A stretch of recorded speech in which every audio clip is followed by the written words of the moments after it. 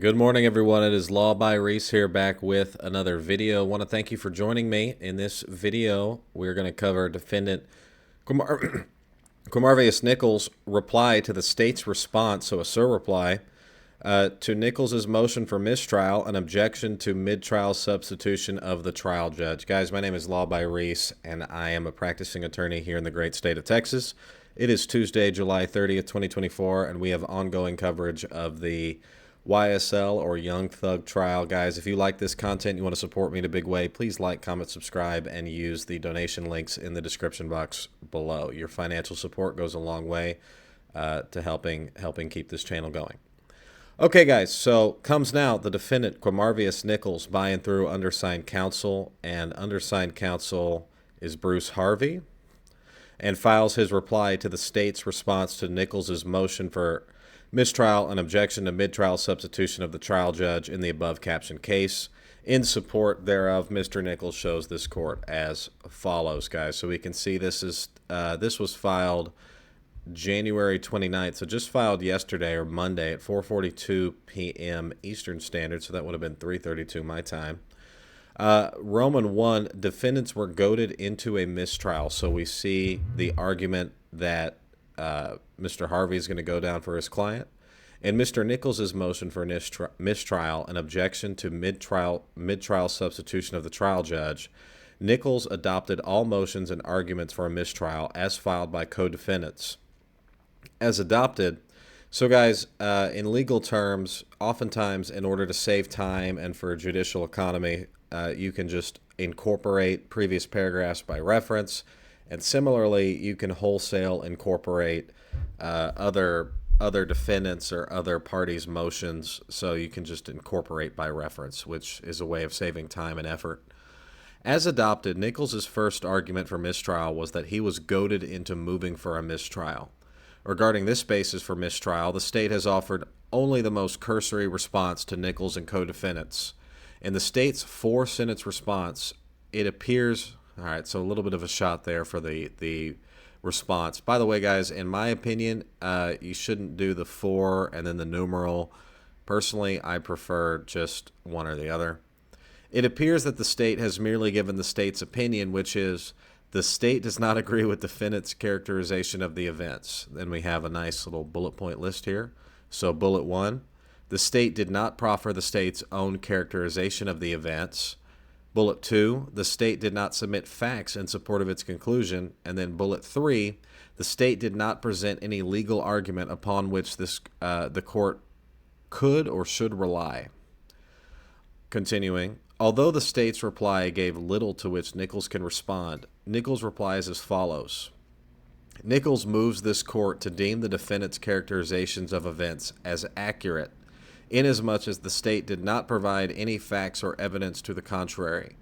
Nichols moves this court to accept the arguments as made by the defendants because the state did not proffer any argument of its own in rebuttal.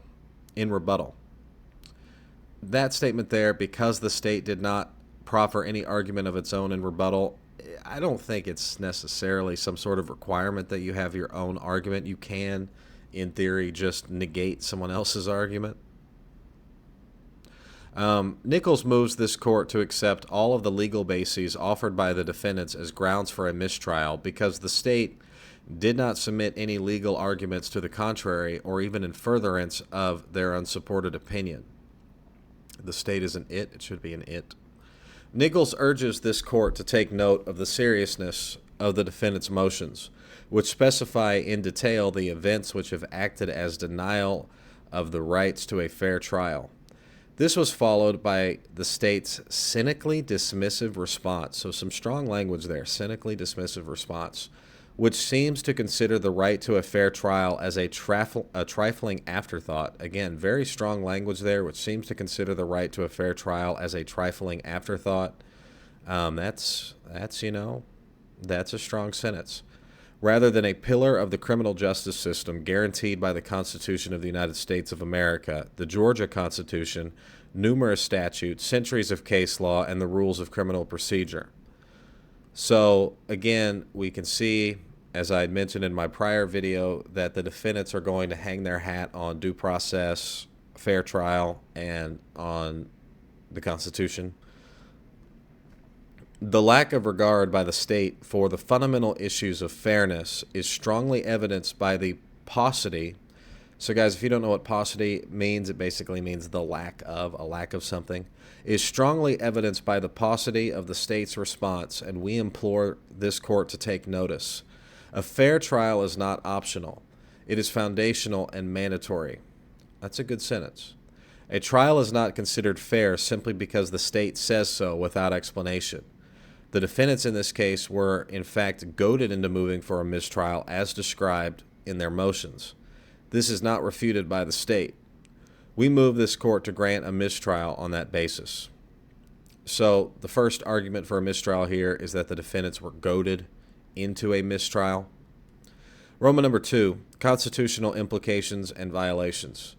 In Mr. Nichols' motion for a mistrial, an objection to the mid-trial substitution of the trial judge, Nichols further relied on his right to a fair trial under the 6th and 14th Amendments to the United States Constitution, as well as the concomitant. So, guys, if you don't know what concomitant means, it means parallel basically, running concurrently, parallel, as well as the concomitant provisions of the Constitution of the state of Georgia. The state responded by arguing that this claim was made and rejected in McIntyre v. State, 266 Georgia 7 at page 9. First, in McIntyre, the Supreme Court of Georgia specifically stated, "We assume for purposes of this appeal only that these rights are implicated by the mid-trial substitution of judges." After assuming that the constitutional rights are implicated in a mid-trial substitution of a trial judge, that's what that should say, of a trial judge, the court went on to hold that the defendant in that case, quote, had not shown that he was harmed by the substitution, and therefore, under the circumstances of that case, the procedure followed in the trial does not require reversal of the judgment of conviction. And then he cites to McIntyre again at the same page. The court also stated that, quote, in Georgia, the temporary absence of a trial judge without suspension of the trial is not a basis for reversal unless the complaining party shows prejudice resulting from the absence. The state's comparison of the case at bar in McIntyre is entirely unavailing. So, guys, good lawyering here. You want to show that whatever case the other side is relying on, you want to distinguish it from your argument. So that's good lawyering. In McIntyre, the trial judge's absence was to attend his grandson's funeral. So going into the other, arguing the case law and saying, look, the state argues that our case is similar to McIntyre here, so we should have the same outcome. And then you can see here from Harvey, from Nichols, that no, look, McIntyre was different, and McIntyre was decided on its facts, and those facts are different from the facts that we have here.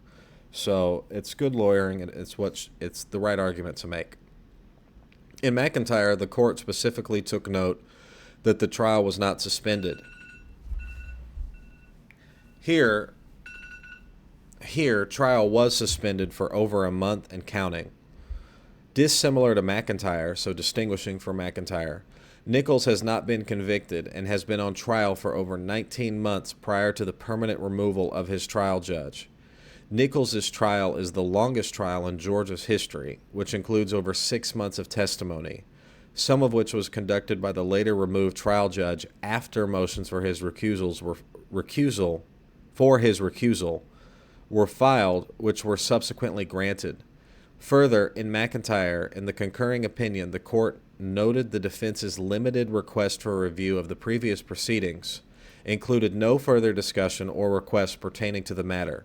In the instant case, Nichols, so in the instant case meaning this case, Nichols specifically objected to the substitution of the trial judge mid-trial and has submitted reasons why the substituted trial judge needs to be familiar with the entire record, the impracticality of this requirement, and the harm that is caused by the substituted judge's lack of familiarity with the entire record.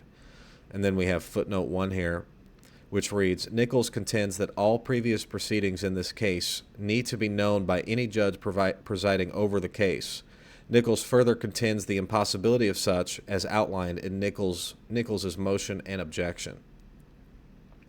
The state concludes by noting that in McIntyre, the court specifically referenced People v. Espinoza, 838 Pacific 2nd, 204, California, 1992, in which the Supreme Court of California held that the substitution of the trial judge for the defendant's guilt phase did not violate his rights. In stark contrast, in Espinoza, the trial judge was present until after the jury reached a verdict. The defendant's application for modification of the jury's sentence of death was the matter considered by the substituted judge, replacing a seriously ill judge after reviewing the transcripts of the trial proceedings which occurred before his substitution. None of these facts exist here. All right, guys, quick break, and I'll be right back. Okay, guys, and then we have part 3 here, directed verdict and other decisions to be made by the trial judge. And, guys, we're going to get through this because the trial is live again. In the state's response, the state seems to acknowledge that directed verdicts are available, but ignores the inconvenient fact that familiarity with the record is a prerequisite for the court to make that decision. Neither does the state explain how the court will make other necessary decisions without being present or familiar with the record. One of the most consequential powers of the trial judge is the authority to act as the, quote, 13th juror, as the Supreme Court held in Wilkerson v. State. So here we have a quote from Wilkerson v. State, and then some further quotes from that case. In this case, the mid-trial substituted judge did not attend over half a year of testimony. Trial thus far has not been just fact-laden testimony of custodians of records. Rather, trial has included crucial testimony which must be personally observed and experienced by jurors, including the, quote, 13th juror.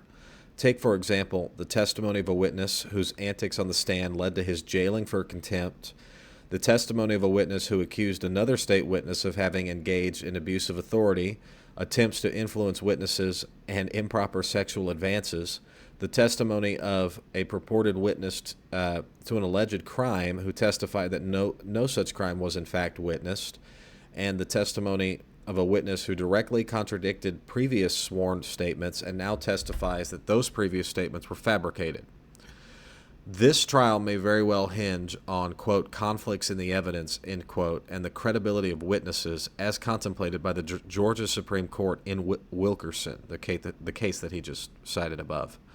Accordingly, in this case, it is simply not possible for a judge without personal observation of the witnesses and their testimony to be our 13th juror. Further, Nichols notes that the original 19-month trial judge made numerous contingent decisions addressing admissibility of evidence, the need for curative instructions, the need for severance as the case progressed, etc. The state did not dispute these facts and offered no argument specifying how the mid-trial substituted judge could make these rulings without familiarity with the entire record and the testimony of witnesses. And then Roman 4, unfamiliarity with the record. The state appears to concede that most jurisdictions have adopted rules of procedure requiring a substituted judge to certify on the record their familiarity with the previous trial proceedings.